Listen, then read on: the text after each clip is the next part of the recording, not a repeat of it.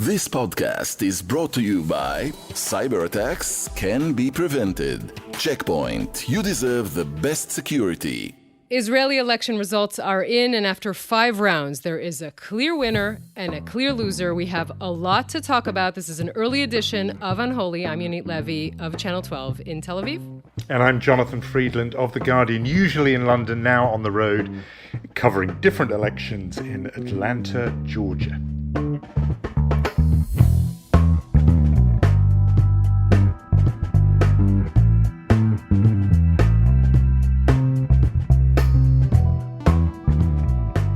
Unholy, 2 Jews on the news. Jonathan, hello. Hello. No shortage of news, Yonit. I think we've both, for completely different reasons, been up half the night. I'm not going. Luckily, it's audio. No one is going to see what we look like. But you had another marathon. I mean, except I suppose the difference this time was instead of it being unresolved by the morning, the early hours of the morning, it became pretty clear at some point in the night. Yeah, I mean, look, it's been 5 election rounds in 3.5 years. I should apologize that I'm after a very long broadcast, so I'm trying to put together nouns and verbs and might not always be successful. So yes, finally, after 5 rounds, I think we realized pretty early in the evening even, not that we knew who won, but because the voter turnout was so high and it was very clear. It's the highest since 2015, actually. It's 71.3% came to the polls of all different cities and voters and ethnic groups. Everyone went to the polls. The minute we realized that, we knew that something has shifted and that we might end this evening, this very long evening, very long 3.5 years, with actually a clear victorious side. And that's how we ended it. We should say, right, that there's a clear winner, and that man is Benjamin Netanyahu, who at the age of 73 managed to be the architect of the most dramatic political comeback, right? I mean, he really literally rose from the political dead to come back and become the next prime minister of Israel, to form his 6th government. And comebacks are really hard in politics. They're rare, they're hard. He has, and this is not his first comeback. I mean, this is not his first third, rodeo. Actually. I mean, this is his 3rd comeback. He has come back from the political dead before. He was counted out in those battles when he lost to Ehud Barak in 1999. He was counted out against Ariel Sharon in the early noughties. People thought this guy was over. And he doesn't know he doesn't know when he's beaten. That's a great strength in politics. You know, in Britain, Boris Johnson tried to make a comeback. He faltered at the very first stage. He didn't make it out the blocks. It is a hard thing to do, and Netanyahu has done it. I think listeners to Unholy were braced or prepared, depending on how you look at it, for this outcome. We've been talking about the fact that the whole election was essentially about the question of to Bibi or not to Bibi. Would he come back or not? And you did warn us. You always said that if it only would have to be one of the 2 parties in the anti-Bibi bloc, particularly one of the parties of the left, if they fell below the threshold, that cutoff point you have to clear in order to make it into the parliament, into the Knesset, then it would be game over and Netanyahu would be prime minister. You said that. And Meretz, one of those small left-wing parties, did, it seems, as you and I talk, fail to clear that threshold. Yeah, and of course, I mentioned voter turnout because what it means, Jonathan, is the higher the voter turnout, the higher the threshold becomes, the more votes you need to pass the threshold. So that became a problem, a very urgent problem for some of those parties. We don't yet know. We should say we're recording this at around 1:30 p.m. Israel time. We don't yet know because 84% of the votes have been counted, whether Meretz did or did not cross the threshold. This makes a difference. It doesn't make a difference. Netanyahu is the next prime minister. It makes a difference. What kind of coalition will he have? Will it be a very comfortable majority for him, like a 64 or 65 seat coalition? Remember, the Knesset, the Israeli parliament, has 120 seats. Or will it be a more difficult to manage, unruly coalition of 61, 62? That we don't yet know. But yes, it is definite that what we knew walking in, and we talked about this on the podcast, is that there is a very big difference between the right that came very disciplined. Everyone was behind Netanyahu, homogenous bloc, and the left that came very, very, kind of undisciplined and really, to just think of the fact, and everyone's blaming Lapid, and we will talk about the mistakes he made because he did make mistakes, but just think of the fact that you're trying to run for prime minister when there are at least two people in your bloc. One of them is Benny Gantz, who says, I can become prime minister and I have better chances than Lapid. And the other is Merav Michaeli, who didn't say it out loud, but felt it and gave him the endorsement, as warm as, I don't know, Hershey's would give M&Ms, really at the final days of the elections. Merav Michaeli being the leader of the Israeli... Did you like my chocolate metaphor? I did. I always it shows me what you've been living on for the last 24 hours. I spent 10 hours just eating chocolate. That's why I have a chocolate metaphor. No, Merav Michaeli obviously being the leader of the Israeli Labour Party, and there'll be some grief that she will be getting for not having done a pact with the party we mentioned before, Meretz, because it's all about the kind of coherence and discipline. No votes on the right were wasted. That's a big part of the story for Netanyahu. If you voted for a right-wing party, you were voting for a party that cleared that threshold and will now make it into government. And the same cannot be said on the other side. We're going to get into, the blame game. Obviously, we'll talk about all of that. But I do think it is noticeable, the contrast, because that homogeneity, that coherence on the right, on the Bibi bloc, was not coincidental. It was born of a political decision and effort by Netanyahu, who played matchmaker for the parties of the far right. And again, we said on the podcast that the story that I thought would go internationally around this event would be the success of the far right parties. And I think that is going to be a big story. Itamar Ben-Gvir and his allies getting 13, 14 seats, I suppose. The votes are not finalized. 14 were not final counting, but 14. Yeah, I mean, but that was not an accident. That happened because Netanyahu essentially knocked heads together, forged that mini coalition, and Yair Lapid did not do the same. Maybe he didn't have the kind of political juice to do it, the clout to do it, but he did not do the same among those left parties. The area as well that made a huge difference, we've only briefly touched on it, but on the Arab parties side, again, if one of those had not dropped below the threshold, the Arab Nationalist Party, Balad, didn't make it. If they had cohered together, also in a bloc, analogous on the other side of the spectrum to the far right parties, if they had held together, that too would have meant no anti-Bibi votes were wasted. And instead, thousands, maybe tens of thousands of votes went nowhere and seems to have made the difference between Netanyahu being prime minister and not, because if both parties had cleared the threshold, it would have been deadlock. And as you say, made the difference in terms of the sort of strength he'll have as prime minister. He is going to be a strong prime minister with a big, by Israeli terms, big majority. Yeah, I want to sort of pick up on what you said. Look, this election was lost for Lapid on September 15th. That was the day that the lists were finalized, and that is when he lost. The results were in yesterday, but he lost on September 15th for two reasons that you mentioned. One is that Merav Michaeli, he couldn't manage, Merav Michaeli was being intransigent. She didn't want to run with Meretz, which is left of the Labour Party.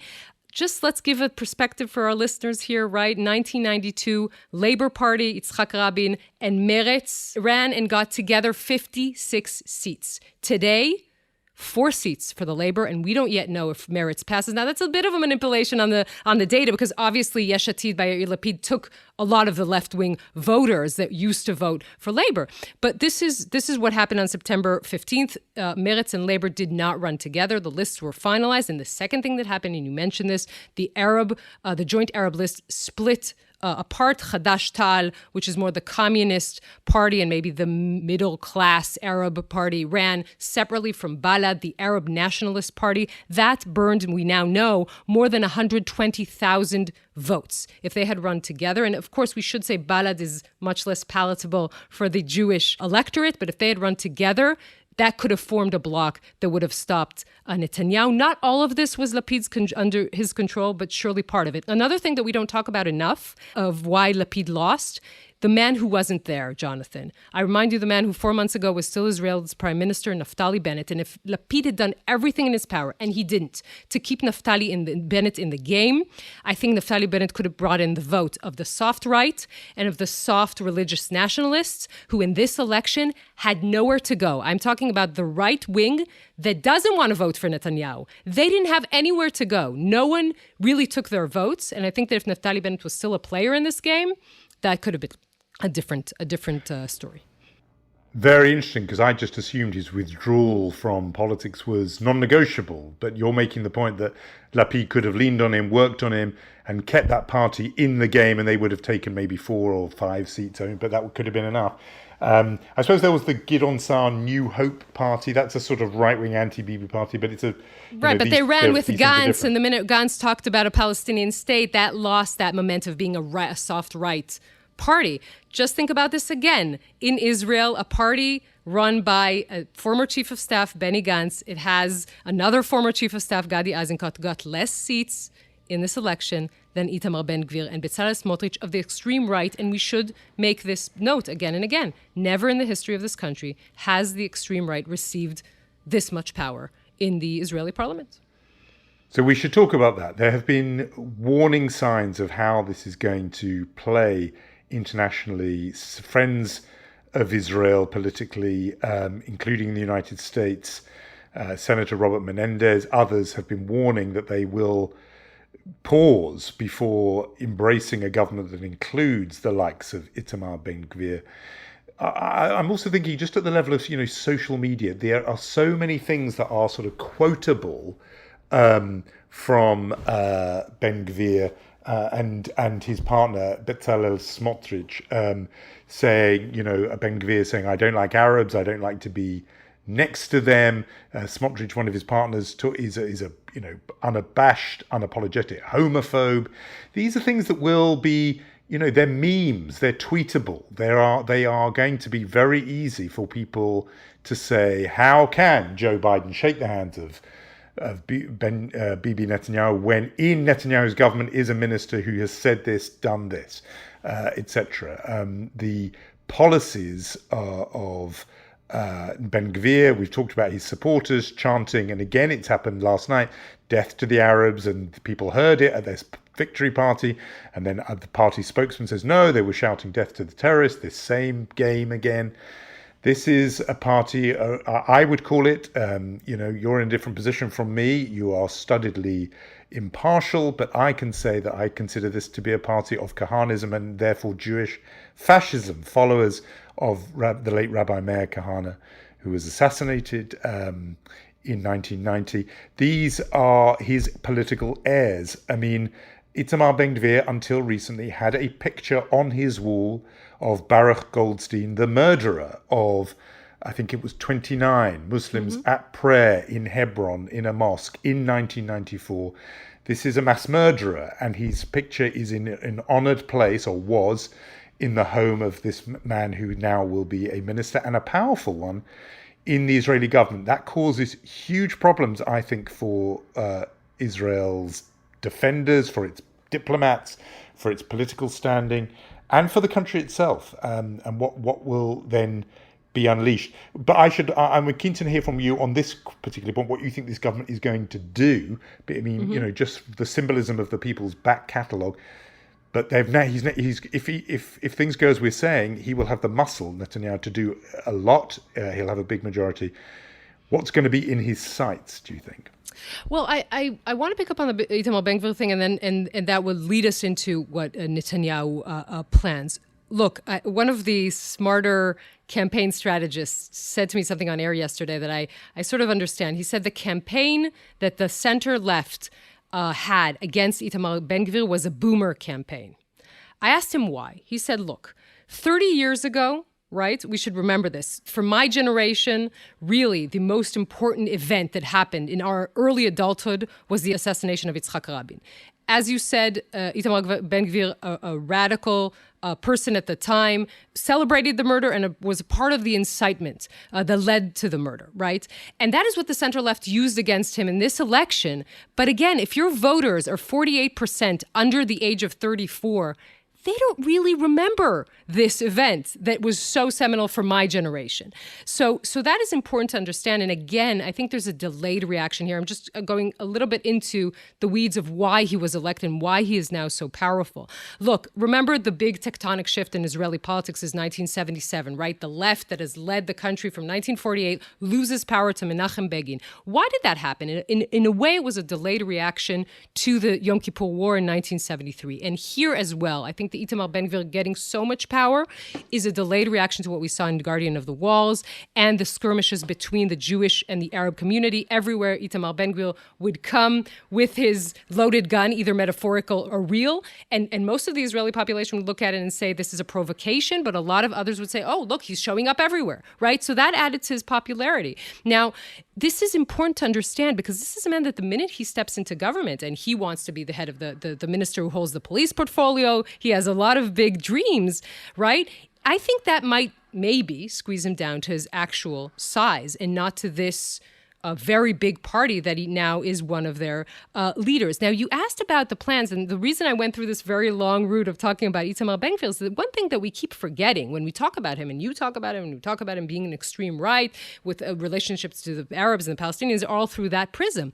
Remember, this is also a very religious party, right? Netanyahu's coalition in general is going to have half of its members. First of all, is going to be 9 women, and that's it, because the Orthodox parties don't have women. All of the coalition will have almost a majority of ultra-Orthodox and ultra-Orthodox nationalists. This is this party. And remember, Bezalel Smotrich says, I want to have a halachic state. I don't think it's going to happen immediately. But this is also important for diaspora Jews. All the issues of conversion, the Kotel compromise, all of these issues, that is not the government that is going to move this forward. So that is an answer to your plans. More importantly, are the plans for the legal system. This is a coalition that on the one hand, you have these people who want to change the legal system because they think it's full of leftist judges, their words, not mine, all of the Bezalel Smotrich coalition, and Netanyahu, who, according to his detractors, wants to change the judicial system because he's standing trial, right? He is accused in court for 3 cases of corruption.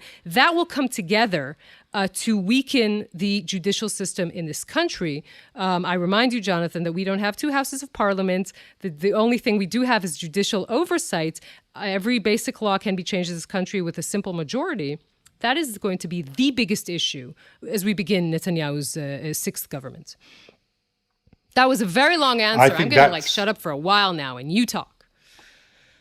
No, I think the judicial thing is big. And there was a strong op-ed just on the eve of the election. Dalia Scheindlin wrote a piece in the New York Times saying, this is what's at stake, an attack on the judiciary.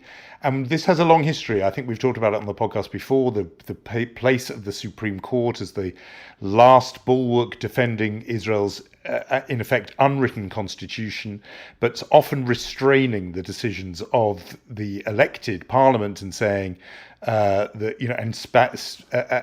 standing to defend the interests of the minority, whoever the minority are.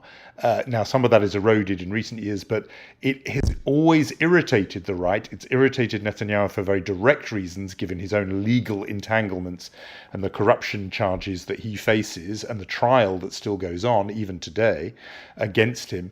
But the independence of the Supreme Court is a thorn in the side of the political right. They believe it represents, I think if you ask someone like Smotrich, it represents a kind of secular sovereignty that he doesn't recognize. He thinks the ultimate sovereignty, as you said, should be the Torah and Halacha. So it's been in their sights for a while, and now there are the numbers to do something about it. And there are specific proposals out there, to make it such that the Supreme Court loses its power, for example, of judicial review, namely to strike down decisions of Parliament, and also to start getting politicians involved in the more involved than they are now in the appointment of judges. This is a really serious erosion that could happen. I agree with you about, perhaps Ben-Gvir, this may be a flash in the pan, and in 2-3 years' time it shrinks back to being a sort of normal-sized fringe party, and you have to be patient, wait it out. But this could be a long-term thing that leaves a long-term legacy. Israel always prides itself. You talk to a committed Hasbaraist, a sort of propagandist for Israel. They always say Israel's the only democracy in the Middle East, and they will also point soon to Israel being a society of laws, the rule of law. That is under threat. The other thing I just wanted to pick up on what you said, which I think is important, is how this is going to go down with diaspora Jewish communities. Itamar Ben-Gvir said just 2 years ago, November 2020, I don't want Reform Judaism. Israel needs to be Jewish. Now, remember, most of America's Jews identify, in terms of synagogue affiliation, if they have one, with non-Orthodox forms of Judaism. And that is massively important in terms of recognition of their marriages, of conversion status, and so on. And so that is going to be a real fault line.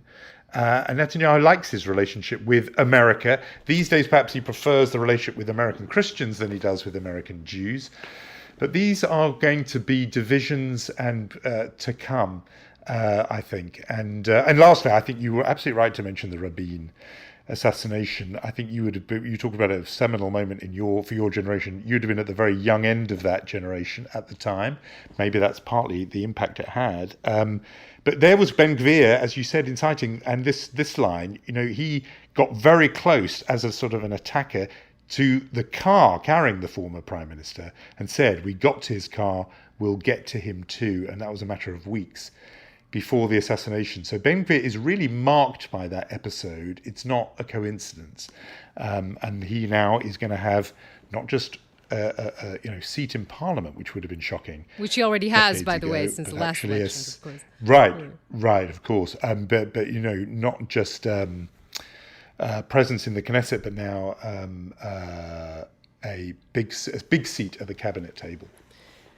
Yeah, I mean, look, I think it's safe to say that the left, I was just thinking, we were talking about Itamar Ben-Gvir and Yitzhak Rabin, and you look just at the symbolism of it, right? That Yitzhak Rabin's Labour Party had 4 seats in this election. Itamar Ben-Gvir is now heading a party with Bezalel Smotrich of 14 seats. That says something about what happened to Israeli society. Look, this is a day in which the Israeli center and the Israeli center left wake up, let's say, very close to what they would imagine their nightmare scenario, right? Again, we don't yet know how powerful Netanyahu will be in this government. Again, we're not sure if it's a 61-62 coalition or a 64-65. There's a world of difference between the two.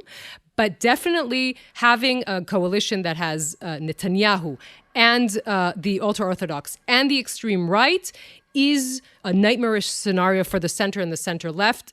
What can I tell you? Democracy is not something that you can choose to be not a part of if your side loses. But I do think that the Israeli left needs to have some sort of soul searching, because it doesn't make sense to come back to every election and have this moment where you have to beg the voters, right? You do this, what we call the Gewalt campaign that Meretz did, Labor didn't do, by the way. But never mind. But to have the situation where you beg the voters to come vote for you and save you, that doesn't make sense. You once had an ideology. You once had a plan for Israel. Now, if your only plan is let's get rid of Netanyahu, well, you've been trying to do that for 5 years, and instead of getting Netanyahu with moderates like Kachlon, you have now Netanyahu with the extreme right like Ben Gvir. So maybe there's some soul searching here for the Israeli left.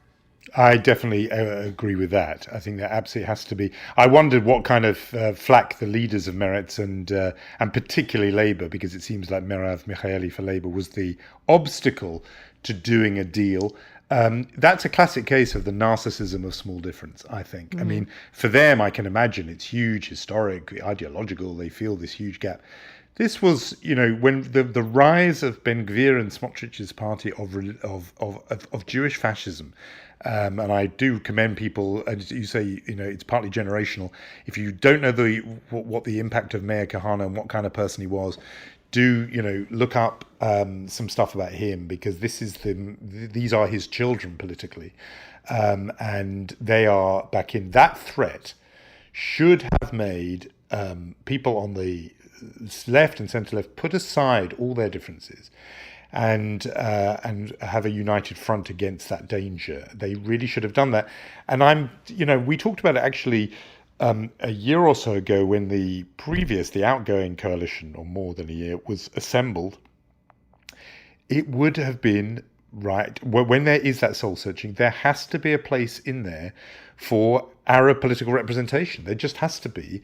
You cannot have a situation where 20% of the electorate are somehow not fully included in the calculation, especially if you're the side of politics that is opposing this sort of chauvinist nationalism and fascism. I mean, that has to be part of the story. And also it has to be, two-sided. which is important. Yeah, Ram is I the agree. first party, the United Arab List, the first party in the history of Israeli politics, said, I want to be part of this game. And when you think of a party like Hadash-Tal, who was sitting at the sidelines celebrating when the Bennett government fell, right? Celebrating with Ben Gvir and Smotrich, not with them, but both sides were celebrating. And where are they now? Yes. And that makes you think, they went to some sort of to extremes to topple this government. It also, again, it's a two-sided relationship. No, I agree. But I mean something that goes beyond just at election time trying to cobble together a deal. I'm talking about a deeper cultural shift, which begins to see, or not begins, but sees Arab citizens as fully, on the left. I know the right are not going to see it this way, but the left have to start saying Arab citizens, Palestinian citizens of Israel are full citizens, they're fully legitimate partners. There are those parties, Ayman Auda, the founder of the Joint List. You talked about those middle class activists. But even there, I'm making my own mistake. I'm not talking about political level. I'm talking, at the grassroots level, you have to begin to build in alliances. It will take decades of work, but actually you cannot imagine a situation where, Jewish Zionist parties are going to try and ever cobble together some kind of majority to govern the country. They're just not going to be able to do it, given the change in the country over those 3 decades. I mean, the one crumb of consolation I would take from your point about how much has changed in 3 decades is things can change. I mean, they have changed in this direction, this steady march rightward over those decades, but things can change in another direction. But Palestinian citizens of Israel absolutely have to be part of that. And as I say, I think that will have to happen at the cultural level first, almost. It will be led by that and then the politics. Yeah, it's interesting that when Smotrich, I remind you that that Netanyahu tried to form a government last time around with Ram, with the United Arab List, Mansour Abbas, and Smotrich was the person who prevented it. He had 2 reasons for that, and I think it's interesting. One thing he said, they support terror, right? But the second thing he said is more interesting. He said, if we make this kosher, if we allow for an Arab party to be part of the government, the left in Israel will always win.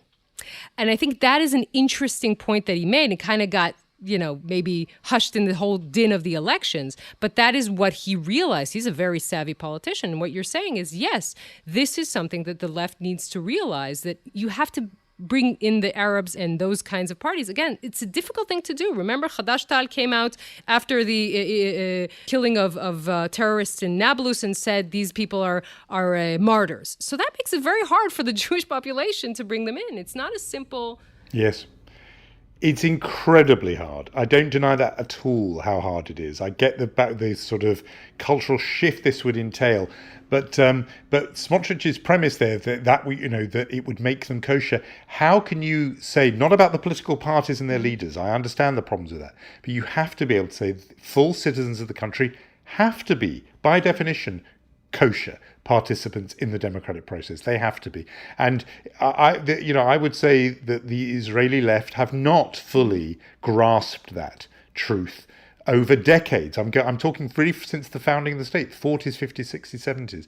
They have not grasped that. I'm not, obviously we know that from the right, but that is the big, and its diaspora communities will have to do the same. This is a country, 1 in 5 of its citizens are not Jewish. And, before we even get to the West Bank, occupation, etc., citizens of Israel, of course, by definition, must be kosher, i.e. legitimate partners in the democratic process. And it may be about appealing to some of those Arab citizens away from their leaders who make the kind of comments you're talking about and giving them a place at the table. I think, that could have been, Yair Lapid could have done a lot, he and Bennett, to do that, to make it, normalize it, to make it look more and more legitimate.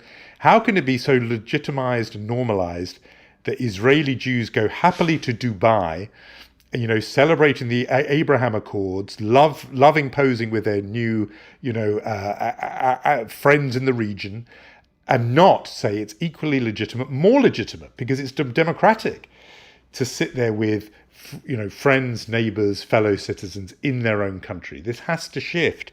And this election, which, again, I can say it, this fills me with gloom, the outcome of this election, that has to be a wake-up call to that, not just the politicians, but to citizens of Israel themselves. They have to include their neighbors. Yeah, and just, we can go on and on about this, but the one thing I just wanted to mention is just to think about the fact that in the past 3.5 years, Israel went through, like the rest of the world, a COVID pandemic, right? A once in 100 years pandemic, 2 wars in Gaza, 5 elections, and still, even today, there is no change in the blocs. It's still pretty much 60 the anti-Bibi bloc, 60 the Bibi bloc. True, the Bibi bloc got luckier this time. As we said, they were well prepared, but it's still pretty much tied. That is pretty amazing. Like, not a lot has changed, really, in the political equilibrium. That's pretty remarkable. Yeah, it may not feel that way to the people on the losing side this today. What is that line that Obama always quotes from Martin Luther King, right? That the arc of history is long, but it bends towards justice. I hope I'm remembering this accurately. I really don't have a lot of sleep in my body, but no, still, that's impressive. It's that. That is what I think that part of Israel is to cling into. As it happens, I am in Atlanta, the city of Martin Luther King, and have driven along Martin Luther King Jr. Drive and the John Lewis Freedom Parkway. So it's resonant today that you mention those names. And yeah, the other thing, this will be perhaps heartening for those on the Israeli left feeling dejected today. I said to one of a black activist in this state who's working hard to get the black vote out, who runs a group called Black Voters Matter. And I said to her, look, the polls are saying it could be bleak for your side in this election. Are you going to give up? And she went into just the most fantastic answer about, given everything else we've gone through, from slavery through to lynching and so on, do you think we really give up? We just pick ourselves up and fight the next day. So the line from Martin Luther King about the arc of the universe being long, that resonates for where I am. Maybe that will cheer up those people who feel that they are on the losing side in Israel today, because they get to live to fight another day.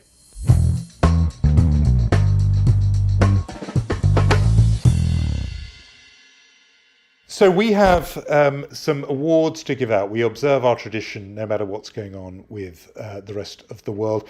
I'm going to take the wheel here, Yonit, because you have basically been up all night broadcasting to the nation. So it's fair that I do give you a little pass for this. It's very generous of you, Jonathan. You have had your eye on other matters for, I was going to say 24 hours. It's probably more like 48 hours you've been on air. So I thought we would give a chutzpah award to a candidate in the midterm elections that I am here to cover here in the United States. An evangelical Christian who's a candidate for the House in Texas, a man by the name of Johnny Teague. He's the Republican nominee for Texas's 7th district.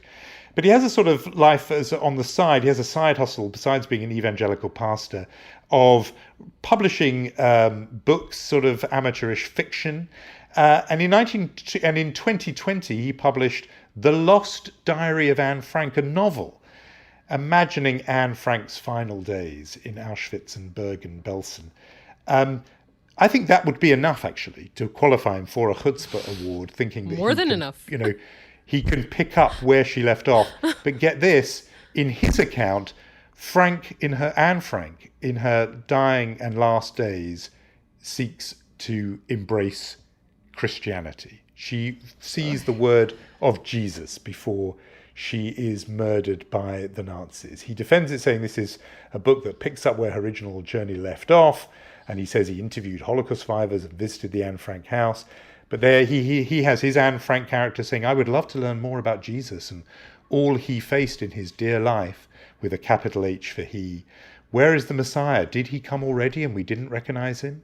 Every Jewish man or woman should ask, she says. So in other words, he has decided that he has the right to ventriloquize Anne Frank and have her telling Jews, get with the program and accept Jesus into your lives. We know there's a whole long thing of this, of evangelical Christians just not dropping it and particularly wanting to recruit Jews. But this man wants to seek high office and to go for, to wade into the Holocaust and to think he has the right to channel the voice of Anne Frank. Outrageous in every way, and certainly beyond chutzpah, I would say.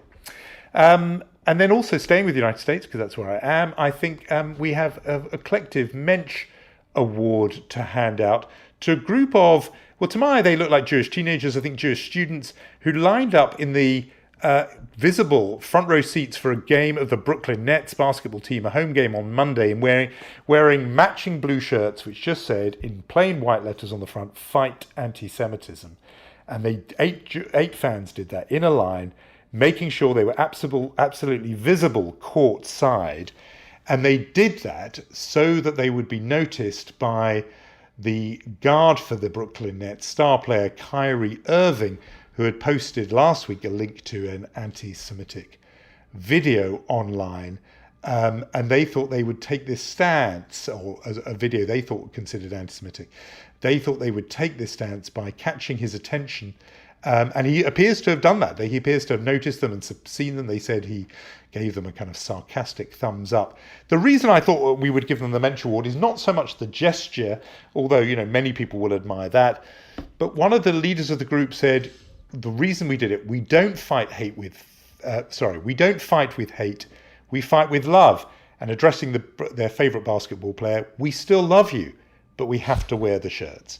I quite like that message. I think the idea that this wasn't an aggressive act, it was they took a stand because they felt they had to, but they still did it as fans of the team and of that player.